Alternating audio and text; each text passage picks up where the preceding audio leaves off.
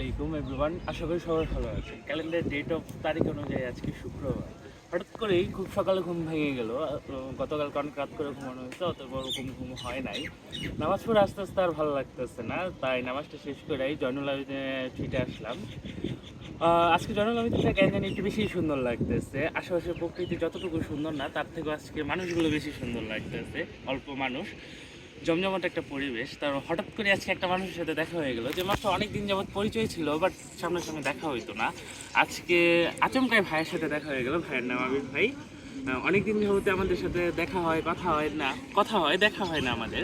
তো আজকে হঠাৎ করে দেখা হয়ে গেল। আর ভাইয়েরও আজকে ফুচকা খাওয়াবে। অনেক দিন ধরে ভুলছিল যে আসো দেখা করি, ফুচকা খাই, বাট সময়ের অভাবে দেখা করা হয় না। তো অতএব আজকে ভাইয়ের সাথে দেখা হলো, ফুচকা খাইতেছে। আর এই মনোরম পরিবেশে আসেন সবাই মিলে আড্ডা দিই। কি হবে বদ্ধ রোমের থেকে, চলেন না ঘুরে দেখি শহরটাকে। এই শহর তো ঘোরার জন্য সৃষ্টি করেছে, অতএব কাজের ঝামেলা থাকবেই। এই শহরে আনাচে কানাচে শত শত ঝামেলা থাকবে।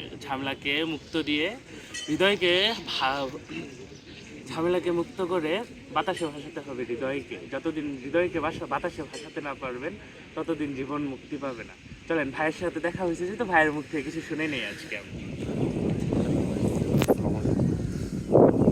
আশা করি সবাই ভালো আছেন, আমিও ভালো আছি। আজকে এই সুন্দর একটা পরিবেশে মানে ভাইয়াদের সাথে হঠাৎ করে দেখা, তাই আমি আর বেশি কিছু বলতে চাই না। খাবার হাতে নিয়ে তাই আমরা এখন খাবারেই যাব। আপনারা সবাই দেখবেন, আমরা সবাই খাবারের পুরো স্টার্ট করো, সমস্যা নেই।